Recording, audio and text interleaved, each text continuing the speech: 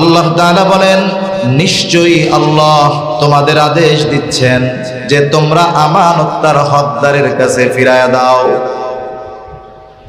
2 নম্বর আল্লাহ তাআলা বলেন, ওয়া ইযা হাকামতুম বাইনান নাসি আন তাহকুমু বিল আদল, আর তোমরা যখন মানুষের মধ্যে বিচার আচার করবা, ন্যায় বিচার করবা। এই আয়াতে মূলত আল্লাহ তাআলা 2টা বিষয় অর্জনের নির্দেশ দিয়েছেন। 1 নাম্বার, আল্লাহ তাআলা আমাদেরকে আমানতদার হতে বলেছেন। 2 নাম্বার, ন্যায়পরায়ণ হতে বলেছে। কয়টা গুণ জোরে বলেন? বলেন তো, যেই ব্যক্তি যত আবেদ হোক না কেন, এই 2 গুণ যদি তার মধ্যে না থাকে, সে প্রকৃতপক্ষে ভালো মানুষ হতে পারে না। আল্লাহ রাব্বুল আলামিন বলেন, আমানত তার হকদারের কাছে ফিরাইয়া দাও। মুফাসসিরিনে কেরাম বলেন, যদিও ওই ঘটনাকে কেন্দ্র করে এই আয়াত আল্লাহ তাআলা নাজিল করেছেন, কিন্তু এই আয়াতে সার্বিকভাবে আল্লাহ তাআলার নির্দেশ ইমানদারদের প্রতি যে তোমরা আমানতদার হও। কারণ আমানতদারিতা হলো মুমিনের ভূষণ, আর আমানতের খেয়ানত করা এটা হলো মুনাফিকের অন্যতম আলামত। মুনাফিক আর মুমিনের চরিত্র কখনো এক হতে পারে না। রাসূলুল্লাহ সাল্লাল্লাহু আলাইহি ওয়াসাল্লাম এই জন্য মুনাফিকের আলামতগুলোর ব্যাপারে আমাদের সতর্ক করে দেন। নবীজি বলেন, মুনাফিকের আলামত 1 নাম্বার, ইদা হাদ্দাসা কাযাবা, মুনাফিক যখন কথা বলে মিথ্যা কথা বলে।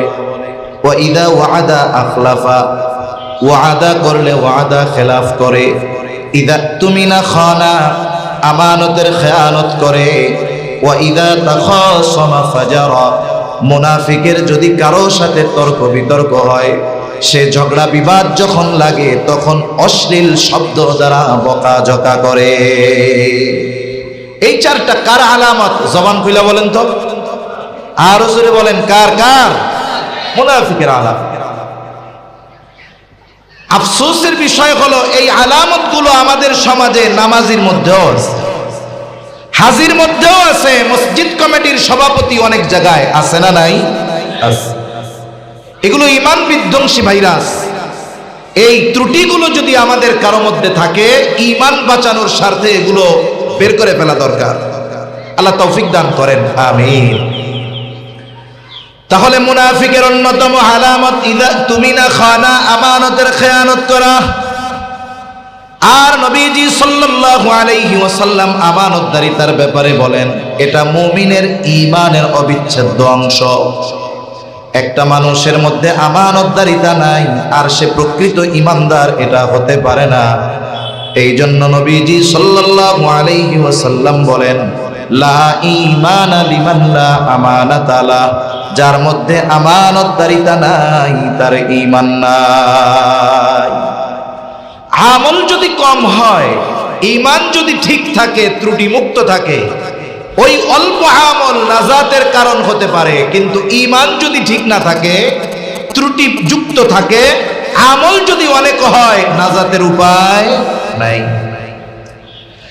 এজন্য রাসূলুল্লাহ সাল্লাল্লাহু আলাইহি ওয়াসাল্লাম বলেন, আখলিস দীনাকা ইয়াকফিকাল আমালুল কলিল। নবীজি বলেন, তোমার ঈমান খাঁটি করো, অল্প আমল নাজাতের জন্য যথেষ্ট হয়ে যাবে। ঈমান খাঁটি করার জন্য, ঈমান ত্রুটি মুক্ত করার জন্য, ঈমান মজবুত করার জন্য যেই ধরনের গুণাবলী আমাদের অর্জন করা দরকার, এই গুণাবলীর মধ্যে অন্যতম গুণ হলো আমানতদারিতা। আচ্ছা, আপনারা কি এতটুকু অনুধাবন করতে পারছেন যে আমরা যেহেতু ঈমানদার, আমাদের ঈমানকে মজবুত করার জন্য, আমাদের ঈমান ঠিক রাখার জন্য আমাদের আমানতদার হওয়া দরকার? এই কথাটা বুঝেন নাই কে কে? একটু আদুসা করেন। সবাই বুঝতে পারছেন? জোরে কন্যা, বুঝতে পারছেন? আমানতদার হওয়া দরকার। কিন্তু আফসোসের বিষয় হলো, আমাদের অজ্ঞতার কারণে, দ্বীনি বুঝ কম থাকার কারণে অনেক আবেদও নিজের অনিচ্ছায় খেয়ানত করে বসে, সে নিজে টেরও পায় না। এজন্য ইমানদারদের যেই বিষয়গুলো জানা অপরিহার্য, এর মধ্যে অন্যতম এটা যে কোন কোন ক্ষেত্রে আমাদেরকে আমানতদারিতার গুণ অর্জন করতে হবে। সবগুলো বিষয় এক মজলিসে বলা সম্ভব নয়, তবে কয়েকটি বিষয় আমরা একটু মুযাকারা করব, ইনশাআল্লাহ ওই বিষয়গুলো আমাদের বাস্তব জীবনে প্রয়োগ করব। আল্লাহ তৌফিক দান করেন, আমিন। এক নম্বর, আমরা আমানতদারিতা অর্জন করব লেনদেনের ক্ষেত্রে। আদান প্রদান লেনদেনের ক্ষেত্রে আমাদেরকে আমানতদার হতে হবে। কেউ যদি আমার কাছে কোনো আমানতের বস্তু রাখে, কোনো বস্তু আমানত রাখে, ওটা যত লোভনীয় হোক না কেন, যত দামি হোক না কেন, ওই আমানতের বস্তু তাকে ফিরিয়ে দিতে হবে। যদিও বা ওই ব্যক্তি ভুলেও যায়। কেউ যদি আমার কাছে কোনো আমানতের বস্তু রাখে, কোনো সম্পদ রাখে, টাকা পয়সা রাখে, ওই মালিক যদি এটা ভুলেও যায়, ওই মালিকের হক তার কাছে ফিরিয়ে দেওয়ার নির্দেশ আমাদের দিয়েছেন কে? এজন্য কেউ যদি আমার কাছে কোনো পাওনা থাকে, সেটা আমানতের হোক আর সাধারণ হক হোক, আমানতের হোক চাই সাধারণ কোনো হক হোক, কারো হক যদি আমার কাছে থাকে, হকদার যদি ভুলেও যায়, হকদারের কাছে হক পৌঁছে দেওয়ার দায়িত্ব আমার। আমাদের দেশের মানুষ অনেক সময় ইবাদত করে, কিন্তু মানুষের হকের ব্যাপারে সচেতন নয়। অনেক মানুষ চিন্তা করে আমার ইবাদত আমাকে পরকালে নাজাত দিয়ে দিবে। এই জন্য অনেক মানুষ ইবাদত করে কিন্তু মানুষের হক নষ্ট করে। অথচ এই ছোট্ট ছোট্ট মানুষের হকগুলো কিয়ামতে তার আমল বরবাদ হওয়ার কারণ হবে।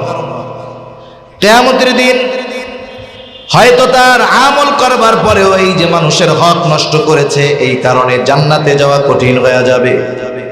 এজন্য আমাদের প্রত্যেকটা মানুষের জীবন এমন হওয়া দরকার, আমি আপনি দুনিয়া থেকে চলে যাবার পর কেউ যেন একথা না বলতে পারে এই ব্যক্তি আমার হক মেরে খেয়েছে, এই ব্যক্তি আমার সম্পদ গ্রাস করেছে, এই ধরনের কথা যেন কোনো মানুষ না বলতে পারে।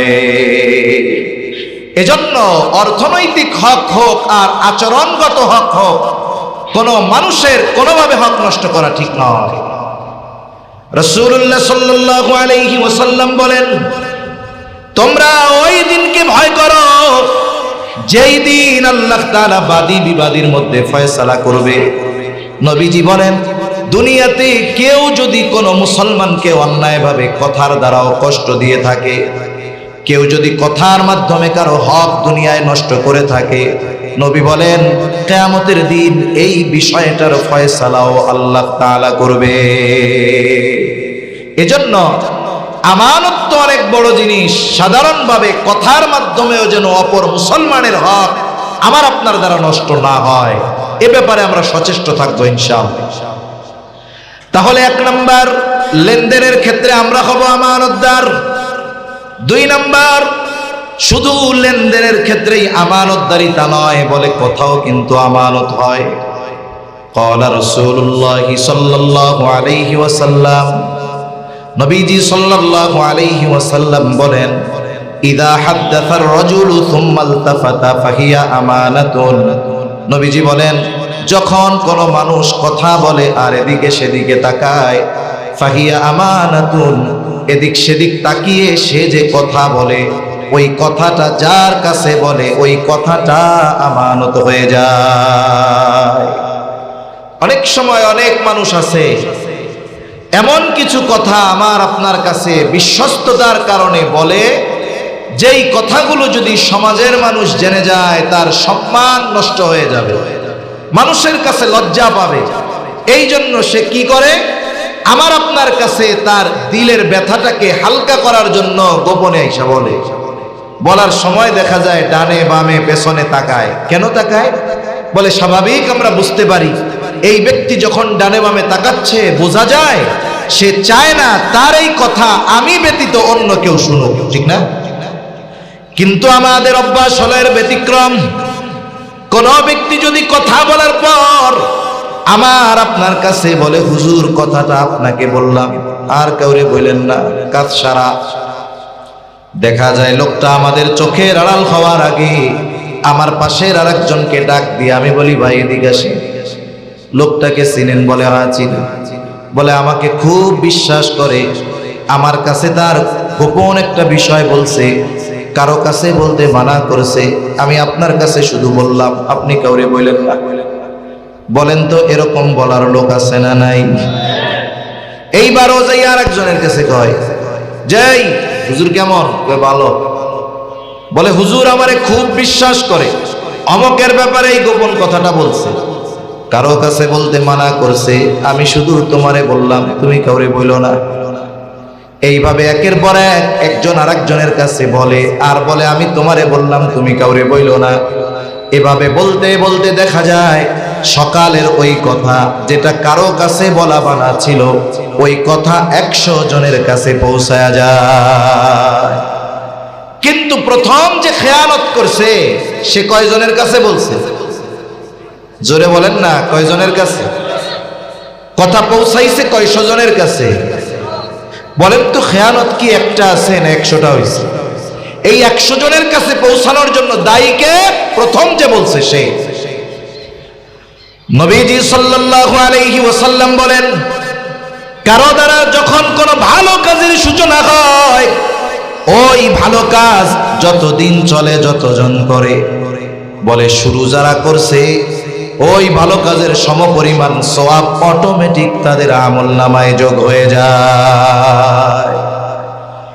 আবার নবীজি বলেন, যখন কারো দ্বারা কোনো মন্দ কাজের সূচনা হয়, ওই মন্দ কাজ যতজন করে আর যতদিন চলে, বলে শুরু যার দ্বারা হয়েছে সবার মন্দ কাজের সমপরিমাণ গুনাহ তার আমলনামায় যোগ হয়ে যায়। নবীজি বলেন, এই পৃথিবীতে সর্বপ্রথম অন্যায়ভাবে হত্যাকাণ্ড শুরু হয়েছে আদম আলাইহিস সালামের এক সন্তানের দ্বারা।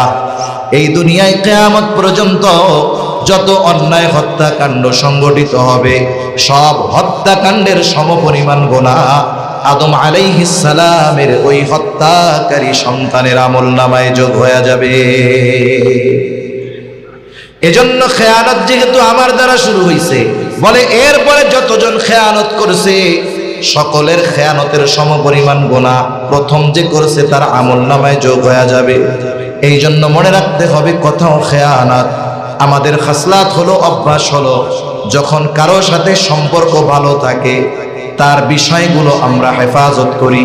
যদি কোনো কারণে তার সাথে আমার দ্বন্দ্ব হয়, তার সাথে দূরত্বের সৃষ্টি হয়, অনেক সময় তার ব্যক্তিগত গোপন বিষয়গুলোকে আমরা অস্ত্র বানায়া ফেলি। কি বলে, এই মিয়া বেশি কথা কইও না, তোমার ব্যাপারে কিন্তু আমার এইগুলা জানা আছে, বেশি কথা কইলে ফাঁস করে দিব। বলে কি বলে না? শুধু কি বন্ধু আর কাছের মানুষের হেফাজত করতে হবে আমানতের, যে শত্রু তার আমানতের হেফাজত করতে হবে না? হবে। রহমাতুল লিল আলামিন, তিনি ছিলেন সর্বোচ্চ আমানতদার। উম্মতের জন্য আমানতের সর্বোত্তম উপমা তিনি দেখায় গেছে। কাফেরদের মাত্রাতিরিক্ত জুলুম অত্যাচার যখন শুরু হলো, নবীজি মক্কা থেকে মদিনায় হিজরত করবে, কাফেররাও দারুন নাদওয়ার মধ্যে সিদ্ধান্ত নিয়ে নিয়েছে, মুহাম্মদকে ছেড়ে দেওয়া যাবে না, মুহাম্মদকে হাতছাড়া করা যাবে না। সে যদি এই দেশ ছেড়ে অন্য কোথাও হিজরত করে চলে যায়, ওইখানে সুসংগঠিত হয়ে আমাদের উপরে আক্রমণ চালাবে, এই সুযোগ দেওয়া যাবে না। মুহাম্মদকে চিরতরে শেষ করে দিতে হবে। কিভাবে করা যায়? সব পরামর্শের পরে সিদ্ধান্ত হলো, প্রত্যেক গোত্র থেকে একজন মুহাম্মদ সাল্লাল্লাহু আলাইহি ওয়াসাল্লামকে হত্যাকাণ্ড ঘটানোর কাজে সম্পৃক্ত থাকবে। সিদ্ধান্ত হলো, আজ রাত মুহাম্মাদের জীবনের শেষ রাত।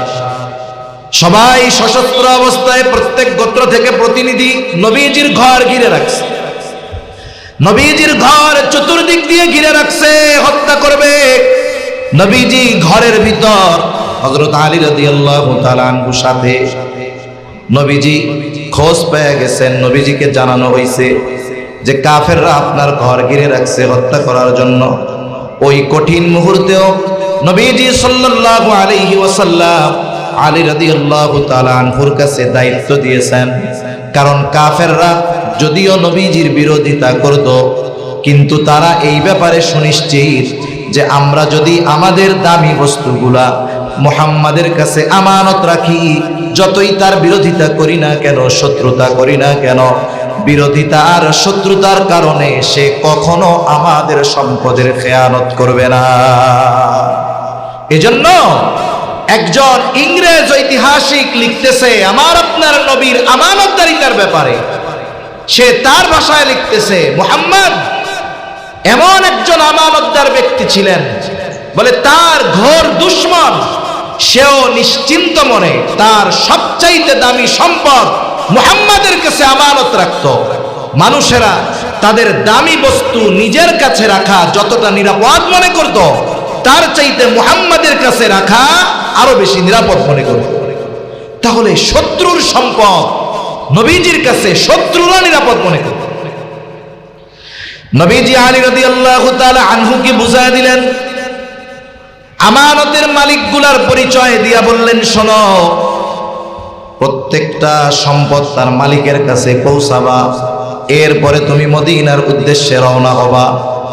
রহমাতুল লিল আলামিন শত্রু চতুর্দিক দিয়ে ঘিরে রাখছে, আমানতের বস্তু তার হকদারের কাছে পৌঁছানোর ব্যবস্থা না করে আমার আপনার নবী মদিনার সফর শুরু করে না। এজন্য আমানতের বস্তু সেটা বন্ধুর হোক আর শত্রুর হোক, সর্বক্ষেত্রে আমাদেরকে আমানতদারিতার পরিচয় দিতে হবে। তাহলে আমানতদারিতা হবে কথার মধ্যে। 3 নাম্বার দায়িত্ব আমানত, যেই দায়িত্বকে কেন্দ্র করে আল্লাহ তাআলা এই আয়াত নাজিল করেছেন। সাথে সাথে আল্লাহ তাআলা দায়িত্বকে আমানত বলে অভিহিত করেছেন। বলে জামানা তো এমন, এখনকার অনেক মানুষ দায়িত্ব নেওয়ার জন্য প্রতিযোগিতা করে। অনেক জায়গায় খবর পাই দায়িত্ব পাওয়ার জন্য, নেওয়ার জন্য মানুষ মানুষকে মাইরা ফেলে, ঠিক কিনা বলে? অনেক জায়গায় টাকা দিয়া দায়িত্ব কিনে, দায়িত্ব নেবার প্রতিযোগিতা। কিন্তু এমন এক জামানা চলে গেছে দুনিয়া থেকে, বলে ওই জামানায় মানুষকে জোর করে দায়িত্ব দেওয়া যায় না, জোর করে দায়িত্ব দেওয়া যায় নাই। কিন্তু এই জামানায় মানুষ দায়িত্ব নেওয়ার জন্য হত্যাকাণ্ড সংগঠিত করতেও পিছপা হয় না, এমন এক জামানা। ইমাম আযম আবু হানিফা রাহমাতুল্লাহি আলাইহি খলিফা মনসুরের সাথে রাস্তায় দেখা, বাজারের মধ্যে দেখা। খলিফা মনসুর সবার উপস্থিতিতে ইমাম আবু হানিফাকে প্রস্তাব দিলেন, ইমাম, প্রধান বিচারকের চেয়ার শূন্য, পদ খালি, আপনাকে প্রধান বিচারক হিসাবে নিয়োগ দেওয়া হলো। কত বড় পদ, প্রধান বিচারক। ইমাম আবু হানিফা রাহমাতুল্লাহি আলাইহি সাথে সাথে খলিফার প্রস্তাব ফিরাইয়া দিলেন, বললেন না, এই পদ বা এই দায়িত্ব গ্রহণ করা আমার দ্বারা সম্ভব নয়।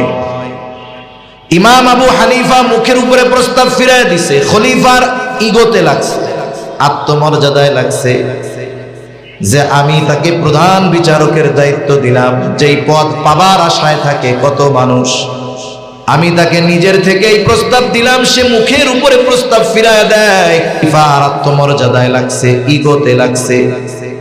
খলিফা রাগান্বিত হয়ে গেছেন, হাতের মধ্যে চাবুক, চাবুকটা দিয়া ইমাম আবু হানিফার গায়ের মধ্যে একটা বাড়ি মেরে দিয়েছে। অনেক সময় পদ মানুষের মনুষ্যত্বকে ধ্বংস করে দেয়, ঠিক কিনা বলেন?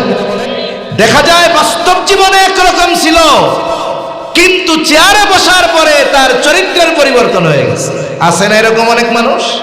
অনেক মানুষ আছে।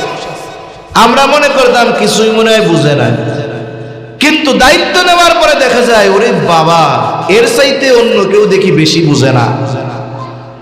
আমরা তো আগে চিন্তা করতাম জানমালের চিন্তা, কিন্তু এখন একদল দায়িত্বশীলের কারণে আমরা দেশ বাঁচানোর চিন্তায় পড়ে গিয়েছি, ঠিক কিনা বলেন? কিছুই বুঝে না, এখন দেখি দেশ বেঁচে দেওয়ার ধান্দা করে। ইমাম আবু হানিফার গায়ে চাবুক দিয়ে আঘাত মারছে খলিফা। খলিফা মনসুর রাজপ্রাসাদে ফিরে গেলেন। মনসুরের চাচা বলে, মনসুর, কাজটা তুমি ভালো করো নাই, ইমাম আবু হানিফার গায়ে চাবুক দিয়া বাড়ি মারছ, কাজটা ভালো করো নাই, তার কাছে যাও, ক্ষমা চাও। মানুষ যখন রাগান্বিত থাকে, রাগান্বিত অবস্থায় সে এমন কিছু কাজ অনেক সময় করে বসে যেটা তার পরবর্তী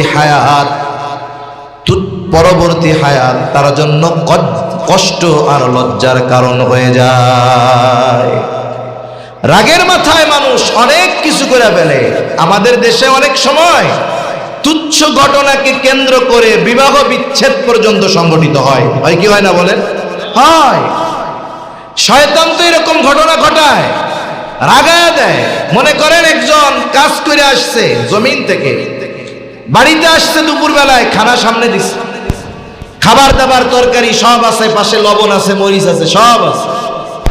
যেই বেচারি রান্না করছে ভুলে তরকারিতে লবণ দিতে মনে নাই, মশলা টসলা যতই দেওয়া হোক, যদি লবণ না দেয় তরকারি কি মজা লাগবো? স্বাদ লাগতেছে না মুখে। ভাতের সাথে তরকারি মাখায় নিছে, স্বাদ লাগে না। সমস্যা দূর হবে, এক চিমটি লবণ ভাতের মধ্যে নিলেই তো কাজ শেষ, ঠিক কিনা? কিন্তু শয়তান আইসা মনের মধ্যে ওয়াসওয়াসা দিতেছে, হায় রে এত পরিশ্রম করস, রক্ত পানি বানায় ফেলাইতেছস, কাগো লাইগা কি রান্না করে এটি মুখে দেওয়া যায়? এইবার ওই যে মনের মধ্যে উস্কানি দিছে, মুখ দিয়ে এবার চিৎকার করতেছে, কি রান্না করো এগুলো কি মুখে দেওয়া যায়? লবণ টবণ কিচ্ছু হয় নাই। এইবার শয়তান মহিলার কাছে গেছে, অন্তরে ওয়াসওয়াসা দেয়, দেখছস এই আগুনের পাশে বৈশা কাদের জন্য রান্না করস? নইলে একটু ভুলই হইছে, লবণ দিতে মনে নাই, লবণ নিলেই তো কাজ শেষ। দেখছস তোর কোনো মূল্যই নাই এই পরিবারের মধ্যে। এবার মহিলাও চিৎকার করে কয়, এত চিল্লান কেন? পাশে লবণ আছে, নিলেই তো শেষ হয়ে যায়, অসুবিধা দূর হয়ে যায়। এইবার শয়তান আবার ওই বেড়ার কাছে আইসা কয়, দেখছস নি তোরে কত ঝাড়ি দিয়ে কথা কয়। এইবার শুরু হয়ে গেছে, হ্যাঁ কত বড় স্পর্ধা, আমার উপরে, মুখের উপরে তর্ক, কথা। এই সময় এক সময় আস্তে আস্তে কি হয়, দুইজনের মধ্যে দ্বন্দ্ব এমন অবস্থায় চলে যায় বিবাহ বিচ্ছেদের মতো ঘটনা ঘটে। এত বড় এক ঘটনা ঘটছে, সূচনা কি নিয়া? বলে তরকারিতে লবণ হয় না, এটা নিয়া। এই যে শয়তানের এক মিশন শেষ। এইবার দুইজনের কাছে শয়তান মোহাব্বতের খাজানা নিয়া হাজির।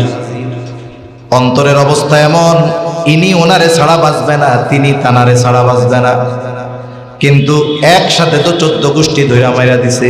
এবার কি হয়, বলে মাদ্রাসার মুফতি সাহেবের কাছে যায়, গিয়া বলে হুজুর কাজটা তো করে ফেলছি, কি করছো?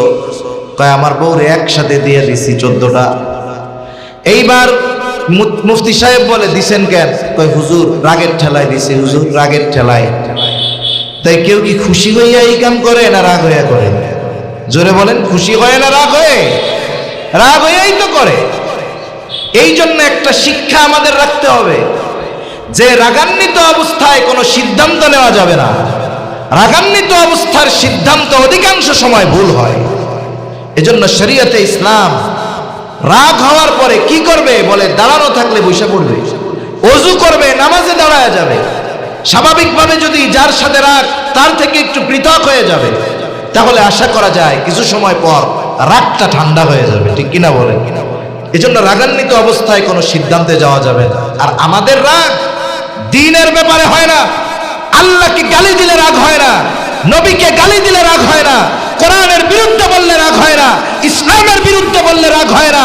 আমাদের যত রাগ হয় নেতার বিরুদ্ধে বললে। তোমার নেতা ইসলামের বিরুদ্ধে বলে, এই জন্যই তো বলা হয়। কিন্তু তোমার নেতার বিরুদ্ধে যদি উলামায়ে কেরাম, ইসলাম প্রিয় দিনদার তাওহীদি জনতা যদি প্রতিবাদ করে, তুমি ওই ইমানদার ব্যক্তিদের বিরুদ্ধে আচরণ করো, ঠিক কিনা বলেন? তোমার এই রাগ দেয় শয়তান। আর ইসলামের জন্য, দ্বীনের জন্য যারা রাগ হয়, এটা ঈমানের পরিচয় বহন করে। এজন্য রাগ তো হবে দ্বীনের জন্য, কিন্তু আমাদের রাগ হয় জাগতিক তুচ্ছ কারণ। যদি রাগ হয়, খবরদার রাগান্বিত অবস্থায় আমরা চূড়ান্ত সিদ্ধান্ত নিব না। খলিফা মনসুর যখন চাবুক দিয়ে আঘাত করেছে তখন তো ছিল রাগ, এখন ক্ষমা চাইতে যাবে, রাগ নাই। ক্ষমা চাইতে যাইতে তার লজ্জা লাগতেছে। খলিফা মনসুর তার সবচাইতে বিশ্বস্ত ব্যক্তিটাকে ইমাম আবু হানিফার কাছে পাঠায়া দিল। যাবার সময় এক থলে স্বর্ণ মুদ্রা দিয়া বলে, যাও ইমাম আবু হানিফাকে গিয়ে বলবা খলিফা তার আচরণের জন্য লজ্জিত, আপনি তাকে মাফ করে দেন। সাথে সাথে এই এক থলে স্বর্ণ মুদ্রা তারে হাদিয়া দিয়া বলবা, এটা খলিফা আপনাকে হাদিয়া দিয়েছে, আপনি যদি এই হাদিয়া গ্রহণ করেন তবেই খলিফা সুনিশ্চিত হবে যে আপনি তাকে মাফ করেছে। লোকটা চলে গেছে ইমাম আবু হানিফার কাছে, গিয়া বলে, ইমাম, খলিফা তার আচরণের জন্য লজ্জিত, আপনার কাছে ক্ষমা প্রার্থী, ক্ষমা করে দেন। ইমাম আবু হানিফা নববী গুণে গুণান্বিত মানুষ, নববী গুণে গুণান্বিত মানুষ, সাথে সাথে বললেন, হ্যাঁ আমি তারে মাফ করে দিলাম। এইবার ওই ব্যক্তি স্বর্ণ মুদ্রার থলে দিয়া বলে, ইমাম, এটা আপনার জন্য খলিফা হাদিয়া দিয়েছে, এই হাদিয়া যদি আপনি গ্রহণ করেন তবেই সে সুনিশ্চিত হবে আপনি তাকে মাফ করে দিয়েছে। মাফ তো করছেন, হাদিয়াটা নেন এবার, যেহেতু আপনি তার উপরে খুশি, খুশি না হইলে তো আর মাফ করেন না। ইমাম আবু হানিফা বললেন, যাও, হাদিয়া লাগবে না, এটা ফিরায় নিয়ে যাও। লোকটা বারবার পিড়াপিড়ি করতেছে। ইমাম আবু হানিফা জিজ্ঞাসা করলেন, তোমার খলিফা যে আমারে হাদিয়া দিল, এত স্বর্ণ মুদ্রা পাইল কোথায়? বলে, উনি পাবে কোথায়, রাষ্ট্রীয় সম্পদ থেকে দিয়েছে, কোষাগার থেকে দিয়েছে। ইমাম আবু হানিফা বলেন, এটা ফিরায় নাও।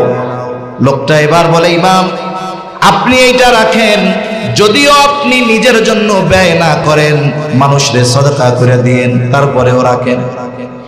ইমাম আবু হানিফা এবার কঠোর হয়ে বললেন, শোনো, তোমার খলিফাকে এটা ফেরত দিয়ে দিবা, সাথে সাথে এটাও বলবা রাষ্ট্রীয় সম্পদ ব্যক্তিগত কাজে ব্যবহার করার অধিকার তার নাই, বরং এই সম্পদ রক্ষণাবেক্ষণের দায়িত্ব তার। তাকে যেই সম্মানী এই কারণে দেওয়া হয়, ওই সম্মানীর বাহিরে একটা টাকা ব্যক্তিগত কাজে খরচ করার অধিকার তার নাই। তাকে গিয়ে বলবা এই সম্পদ আমানত, তার দায়িত্ব আমানত। কারণ রাষ্ট্রীয় দায়িত্ব যারা পালন করে, একেবারে মেম্বার থেকে নিয়ে প্রেসিডেন্ট পর্যন্ত, বলেন তো এই দায়িত্ব পালন করার কারণে তাদেরকে কিছু সম্মানী দেওয়া হয় কি হয় না? ওইটার অধিকারী তাদের আছে, এর বাইরে তাদের অধিকার নাই। অথচ দেখুন, অনেক সময় আমরা ইসলামী শাসন ব্যবস্থার কথা বললে মানুষ ভয় পায়, আর আমাদেরও ব্যর্থতা। ইসলামী শাসন ব্যবস্থা বা শরঈ আইন বলতে আমরা আপনাদেরকে শুধু বুঝাইছি যে চুরি করলে হাত কেটে ফেলবে, জেনা করলে পাথর মেরে মেরে ফেলবে। ইসলামী শরিয়াতে কি শুধু এই দুইটাই আছে, অন্য কিছু নাই? মনে রাখবেন, শুধু মুসলমান নয়, গোটা পৃথিবীর মানুষ যেগুলো চায় ওই আইনি শরিয়ত বাস্তবায়ন করতে চায়। দুনিয়ার কোন মানুষ আছে দুর্নীতি চায়? আপনারা কেউ দুর্নীতি চান? যেই দলের লোক হোক, কেউ কি দুর্নীতি চায়? দুর্নীতিবাজ ছাড়া সাধারণ কোন মানুষ দুর্নীতি চায় না, সাধারণ কোন মানুষ চুরি ডাকাতি চায় না, সাধারণ কোন মানুষ অন্যেরটা মেরে খাবে, জোর জুলুম করে নিয়ে যাবে, এটা পছন্দ করে না। সাধারণ কোন মানুষ তার হক নষ্ট করবে, কেউ এটা পছন্দ করে না। অনুরূপভাবে শরীয়ত জুলুম চায় না, শরীয়ত অন্যের হক নষ্ট করতে চায় না, বরং সাধারণ মানুষ শান্তির জন্য যেটা চায় ওটাই শরীয়তে ইসলাম চায়, ঠিক কিনা বলেন? তবে দুর্নীতি বন্ধ করার আইন ইসলামেও আছে, জাগতিকভাবে অন্যান্য আইনের মধ্যেও আছে। সমস্যা হলো জাগতিক আইনের ফাঁক ফোকর আছে, এই জন্য বড় বড় জুলুম করার পরেও রাঘব বোয়ালরা ফাঁকা দিয়া বের হয়ে যায়। কিন্তু কোরআন সুন্নাহর আইনে কোনো ফাঁকা ফোকর নাই, জানে কোন চুনাপুটিও যদি দুর্নীতি করে শরীয়তের আইনের জালে তাকে বেঁধে যাওয়া লাগবে, ঠিক কিনা বলে? এজন্য ওই দল ইসলাম চায় না। কিন্তু ইসলাম যেটা চায়, গোটা পৃথিবীর মুসলিম হোক আর নন মুসলিম হোক, সবাই সেটা চায়। এজন্য শরীয়তে ইসলাম পরিপূর্ণ প্রতিষ্ঠিত না হওয়া পর্যন্ত দুনিয়ায় প্রকৃত শান্তি আসা এটা অসম্ভব। ইমাম আবু হানিফার কথায় লোকটা ফিরে গেল। এইবার খলিফার কাছে আরো মিথ্যা কথা সাজায়া বলতেছে, খলিফা আপনাকে ইমাম আবু হানিফা খেয়ানতকারী বলছে। খলিফা প্রচন্ড রাগান্বিত হয়ে গেলেন, বাহিনী পাঠিয়ে দিলেন, যাও, কত বড় স্পর্ধা, আমারে খেয়ানতকারী বলে, ওকে জেলখানার মধ্যে বড়। ইমাম আবু হানিফাকে জেলখানার মধ্যে ভরা হলো। প্রতিদিন চাবুক দিয়ে আঘাত করা হতো আর বলা হতো, আপনি যদি প্রধান বিচারকের দায়িত্ব গ্রহণ করেন ছেড়ে দেওয়া হবে। ইমাম আবু হানিফা চাবুকের আঘাতে জর্জরিত হয়ে গেছেন, তবুও প্রধান বিচারকের দায়িত্ব গ্রহণ করেন না। ঐতিহাসিকদের থেকে দুইটা বর্ণনা পাওয়া যায়। এক বর্ণনা বলে, যখন ইমাম আবু হানিফা তার কথার উপরে অটল, সিদ্ধান্তের উপরে অটল, খাবারের সাথে বিষ মিশায়া ইমাম আবু হানিফাকে হত্যা করা হলো। আর এক বর্ণনায়, যখন তিনি প্রচন্ড অসুস্থ হয়ে গেলেন, ওনাকে ছেড়ে দেওয়া হলো, তবে গৃহবন্দী করে ফেলা হলো। ওই অবস্থায় ইমাম আবু হানিফা দুনিয়া থেকে বিদায় নেন। ছাত্ররা ইমাম আবু হানিফাকে জিজ্ঞাসা করে, উস্তাদ, যেই দায়িত্ব নেওয়ার কারণে আপনার উপরে এত জুলুম, এত অত্যাচার, ওই দায়িত্ব গ্রহণে আপনি অযোগ্য ব্যক্তি নয়, বরং ওই সময় যদি গোটা পৃথিবীর মধ্যে প্রধান বিচারকের দায়িত্ব গ্রহণ করার জন্য একজন যোগ্য ব্যক্তি থাকতো, বলে ওই যোগ্য একজন ব্যক্তি হতেন ইমাম আজম আবু হানিফা রাহমাতুল্লাহি আলাইহি। আপনি যোগ্য হওয়ার পরেও দায়িত্ব নেন নাই কেন? অথচ অযোগ্যরা টাকা দিয়ে, পাওয়ার দিয়ে মানুষকে জুলুম করে দায়িত্ব নেওয়ার প্রতিযোগিতা করে। করে কি করে না বলেন? করে। বিগত সরকারের সময় যখন দলীয় মার্কায় নির্বাচন চলতেছে, দলীয় মার্কায় আসলে মানুষের ব্যক্তি নির্বাচনের কিছু সুযোগ ছিল। এক সময় ইউনিয়ন পরিষদে দল না ব্যক্তিকে ভালো এটা নির্বাচন করা যেত, কিন্তু যখন স্থানীয় সরকারের নির্বাচনগুলোও দলীয় মার্কায় দেওয়া হইল, তখন ওই তাহাজ্জুদের সময়ের ভোট ওই জায়গায় শুরু হয়ে গেল। বুঝেন নাই? আমরা তো তাহাজ্জুদের গল্প শুনছি, তাহাজ্জুদের সময় ভোটও চলত।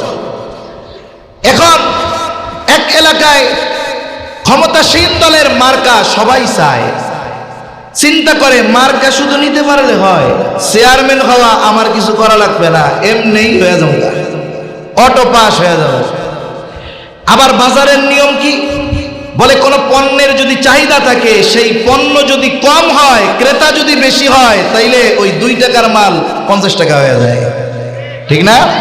2 টাকার মাল 50 টাকা হয়ে যায়। করোনার সময় আমরা অধিকাংশ মানুষ মাস্ক কি জিনিস এটা চিন্তাই না।